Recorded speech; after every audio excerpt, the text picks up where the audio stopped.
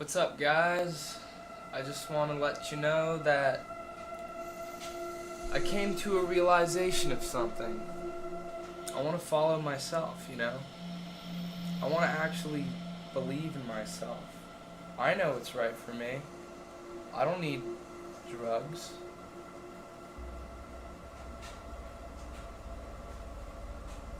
We're all the same, though. Peace out. Peace. Just 3 days after this YouTube video was uploaded, something horrific happened. A couple in their 50s, looking forward to their retirement life, were murdered in a brutal and inhumane manner. The first responders arrived at a bloody crime scene where the attacker, a teenage boy, was chewing on the face of 59-year-old John Stevens. Hello and welcome back, or welcome if you're new here. This is The Prime Crime, where we discover and dissect solved and unsolved criminal cases around the world. Today's case is about a frat boy who cannibalized, stabbed, and beat to death 59-year-old John Stevens and his wife, 53-year-old Michelle Miscon, inside their family home. The perpetrator's downfall leading up to the day of the murders is quite public, owing to his bizarre behavior on his YouTube channel, his shocking Google searches, and belief in being immortal. We'll touch on pretty much all the stages of his downfall, so make sure you watch this one till the end. But before we start, we would like to send our condolences to the people affected by the heinous acts committed by this individual.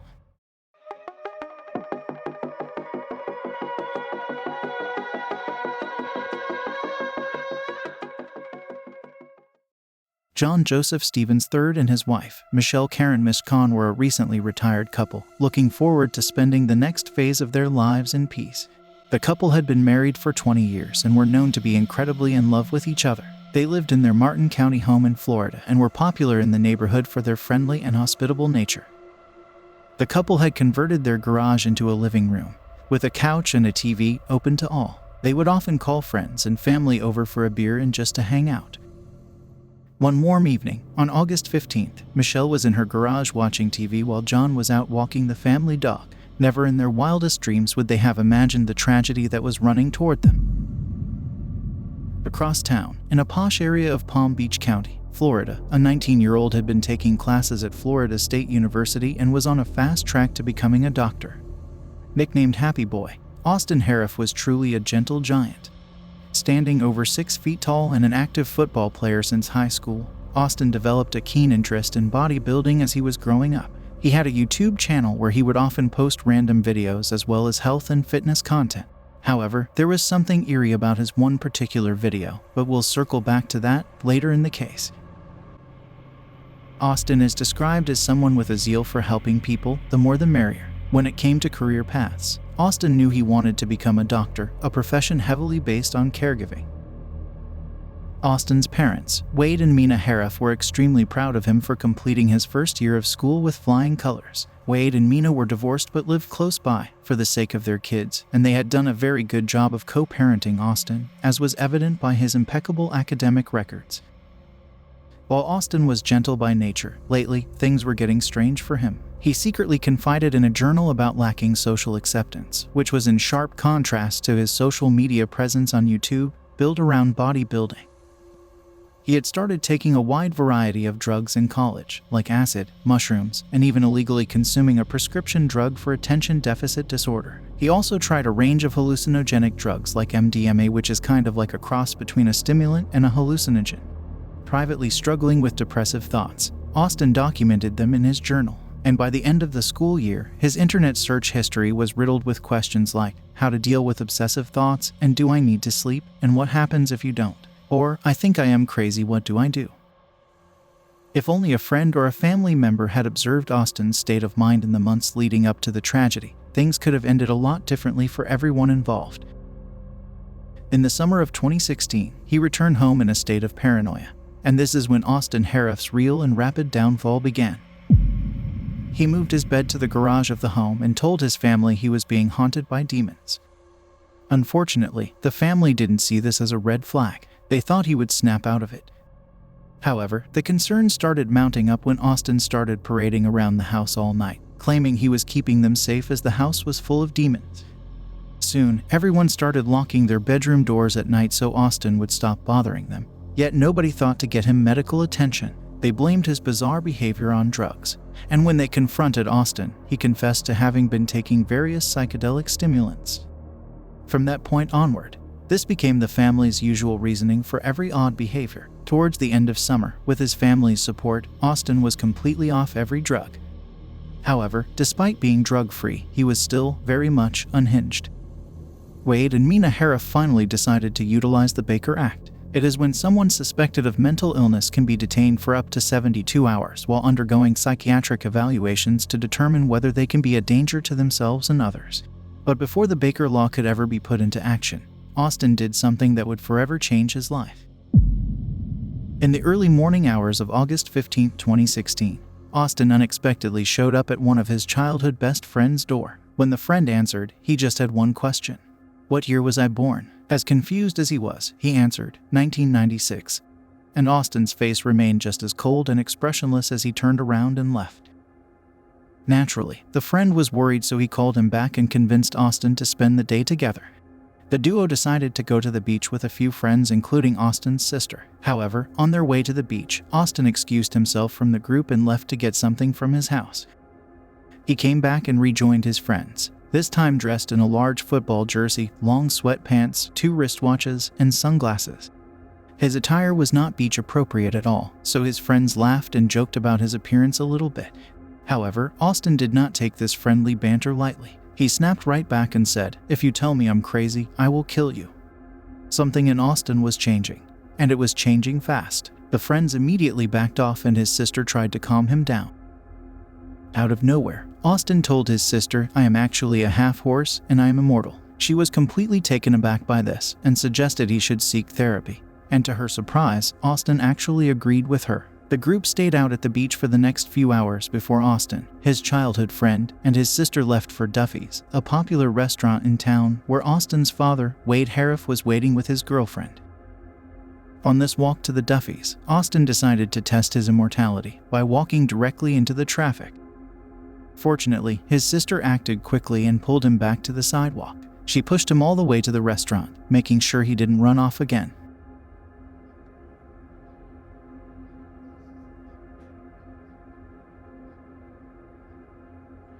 Once inside the restaurant, the group sat in the far back. Not even 3 minutes after getting seated, Austin gets up to go to the bathroom. However, he seems to have changed his mind as he turns around and leaves the building.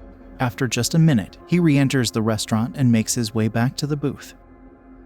After sitting down for hardly 10 minutes, Austin gets up and leaves the restaurant for the second time. Just a few minutes later, Austin's mother heard her front door open. When she came around to see what was going on, she found Austin in her kitchen, chugging vegetable oil and half-eaten Parmesan cheese all over the place. Visibly upset, Mina Harrouff tried to reason with him and offered to drive him back to the restaurant once he had changed his clothes. It is unfortunate that even at this point, he was not given the medical attention that he so desperately needed. After almost 30 minutes, Austin goes back inside the restaurant and rejoins the group. Everyone seems to be uncomfortable and walking on eggshells around Austin.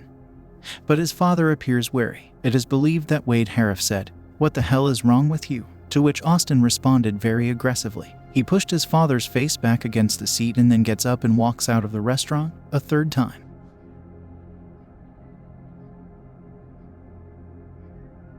This time his friend followed close behind but lost track of him shortly.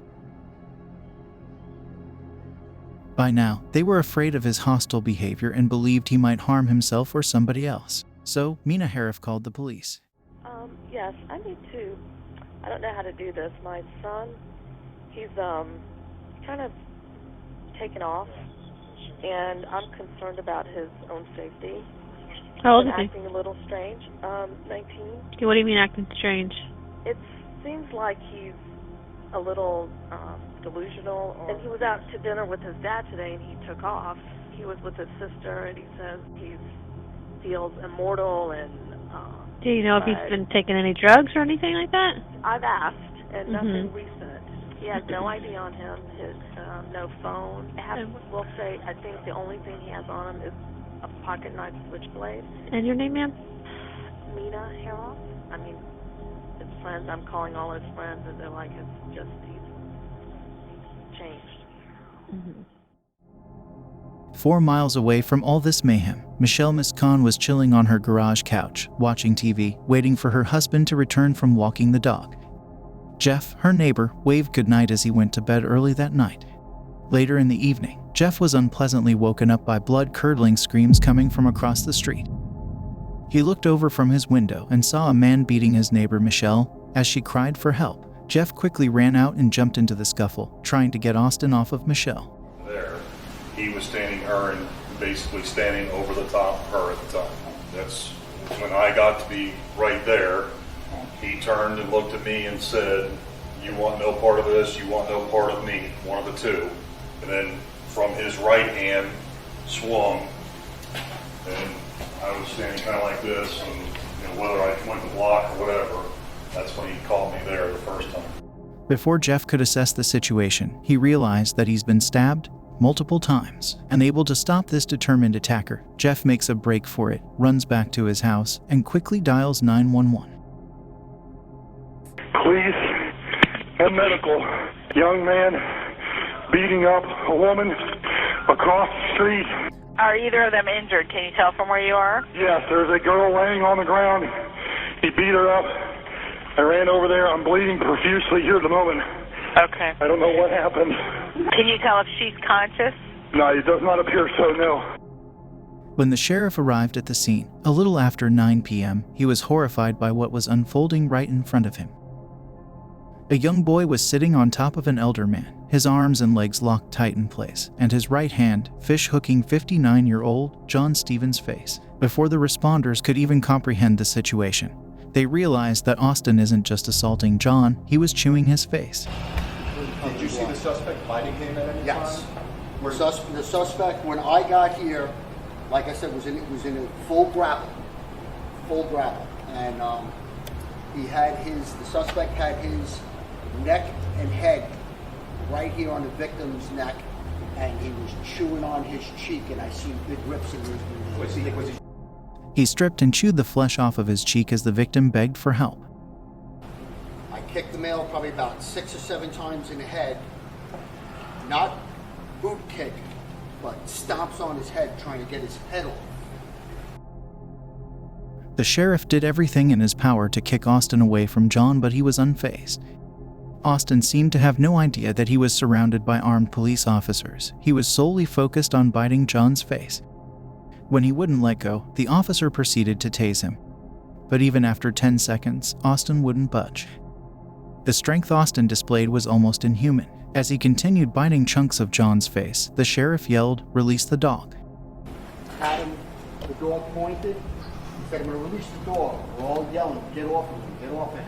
The K-9, as per his training, locked his jaws onto Austin's right arm, which he was using to hold the victim's face open as he bit him. The dog managed to get his arm off of John, but Austin ripped his arm out of the dog's mouth and went back to his grip, grunting like an animal all the while. The dog tried a second time, and a third time. Each time the teenager would yank his arm back to John's face, causing very significant damage to his own hand.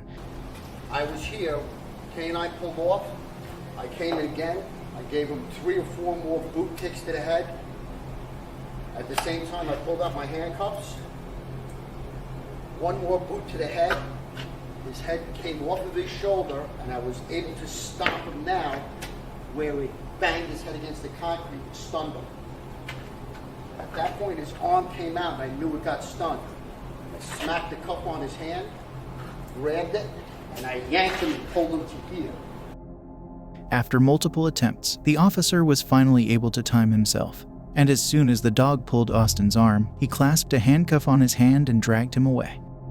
It took 2 officers, a taser gun, and a police K-9's multiple attempts to get the perpetrator off the victim. Once off of John, Austin yelled, "Kill me, I'm eating humans, kill me." Screaming, "Kill me, I'm eating people, kill me!" Very loud. After an extensive struggle, the officers managed to restrict him as EMS workers arrived at the scene. Why do you think he wasn't feeling any pain? Just 3 days after Austin uploaded his last YouTube video, he savagely attacked and cannibalized 2 complete strangers. This would go down as the most random and bizarre case of cannibalistic attack in the history of Jupiter, Florida. An attack that claimed the lives of a lovely couple. The family dog made it out of the attack unharmed, and the neighbor, Jeff Fisher, was airlifted to tend to his stab wounds.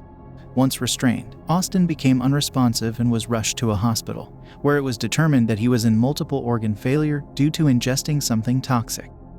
The teenager remained in a coma for 11 days following the attack. Several tests revealed Austin had no drugs in his system, apart from the ones given to him to save his life in the hospital. After several weeks in the hospital, Austin eventually made a full physical recovery, and the motive he was about to disclose for the attack is beyond anybody's wildest imagination. According to Austin, when he exited Duffy's third time after arguing with his father, he saw a tall, dark figure with a pale white face. He instinctively knew that it was evil and started running away from it. And that is how he ended up in John and Michelle's neighborhood. When he saw their pleasantly lit garage, he figured he could ask them for help. However, Michelle took him as an intruder and started screaming. This made Austin feel that she was a witch and that he must kill her. Once he was done, Austin believed he was drinking alcohol when he was most likely consuming poisonous chemicals. He then saw a figure with a dog next to him, and after that, his mind went blank. He claimed he had no recollection of attacking Jeff or John, and certainly not of eating John's face. People argue that for someone who doesn't remember anything, these stories sure seem to conveniently come up to evade the life in prison sentence and plead insanity. While he had killed 2 people, Austin's own life was over as well. The once promising, bright, young student was now being evaluated for a wide variety of mental illnesses. Is it hard for you to imagine that you did this to these 2 people? Yeah, and I'm deeply sorry to the family that was affected, and I hope that something like this never happens again. I didn't ever want to consciously do something like this, or I never planned it. I didn't want to do it. After his phone calls with his father and his 2017 interview with Dr. Phil went viral, his zombie image in public seems to fade away. His helplessness humanizes him, and he truly appears remorseful of what he's done. According to a report by forensic psychologist Dr. Philip Resnick, at the time of the attack, Austin Harrouff believed he was a combination of a dog and a human when he brutally killed Stevens and Miss Kahn, biting one of their faces in Martin County. The report stated that Harrouff was afflicted with severe mental illness, specifically bipolar disorder, acute manic episodes with psychotic features, and clinical lycanthropy delusions, commonly referred to as werewolf syndrome. 6 years later, on the first day of his trial on November 27, 2022, Austin was found not guilty by reason of insanity. He would likely spend his entire life in a mental health facility. John and Michelle's family were outraged, and the verdict was protested. But yet here we are, opening the prison doors for a double murderer. 4 words come to mind: white, rich boy justice. We are well into the 21st century, and yet, mental health disorders continue to be a stigma. Austin Harrouff's parents had been in denial about his mental health for a while. Wade Harrouff seemed embarrassed by the fact that someone as successful as him can have a mentally ill son. They let their happy boy down because they had no idea how to deal with something like this the correct way. Things could have gone very differently if Austin's parents could have seen his cries for help. What do you think about this case? Who do you think is to blame here? As always, express your opinions in the comments section down below. And stay tuned to the Prime Crime for more true crime cases.